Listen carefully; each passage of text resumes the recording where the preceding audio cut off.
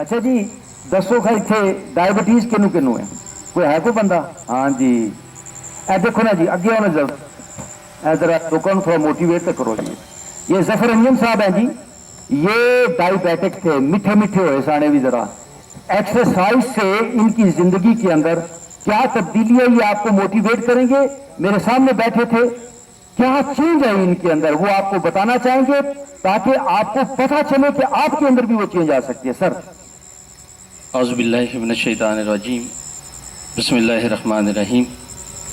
तकरीबन 1.5 साल पहले ये इंकशाफ मेरे लिए बड़ा अफसरदा कर देने वाला था कि मुझे उर्फ़ आम में शुगर हो गई है।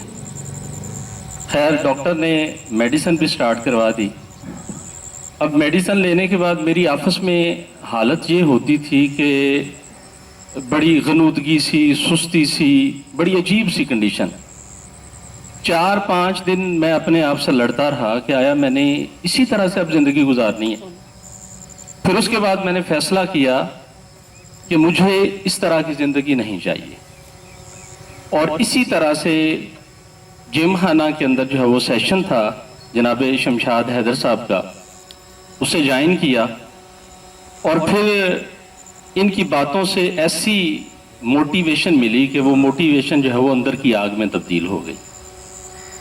योगा स्टार्ट कर दिया और अल्हम्दुलिल्लाह ज़िंदगी जो है बड़ी एनर्जेटिक है। किसी किस्म की कोई मेडिसिन मैं नहीं लेता, शुगर नॉर्मल रहती है। और मैं वहाँ पे गया तो सिर्फ शुगर के इलाज के लिए था, लेकिन अल्हम्दुलिल्लाह ब्लड प्रेशर जो है उसका इलाज तोहफे में मिल गया। मेरे सर के पिछले हिस्से में दर्द रहता था, अल्हम्दुलिल्लाह अब फ्रेशनेस है, बहुत कुछ करने की लगन मौजूद है। तो अल्हम्दुलिल्लाह जिस्म के अंदर एनर्जी भी है, रिलैक्सेशन भी है। और फिर सबसे बढ़ के मैं ये समझता हूँ कि ये जो 1 घंटा सुबह का है, ये खालिस वक्त है जो हम अपने आप को देते हैं।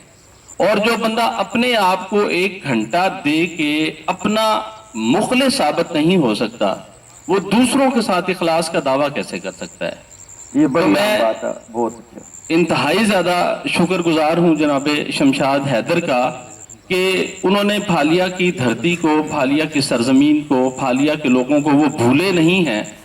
वो मोहब्बत का तल्लक जो इनका पहले लफ्ज़ों की हद तक होगा शायद ये योगा की क्लासेस से पहले, लेकिन अब तो इनका यहाँ पे आ जाना, योगा के सेशंस करवाना, लोगों के साथ, फालिया की धरती के साथ इनकी अमली मोहब्बत का एक बहुत बड़ा सबूत है। मैं भी, आप भी यकीनी तौर पे इनके बहुत ज़्यादा शुक्रगुजार हैं।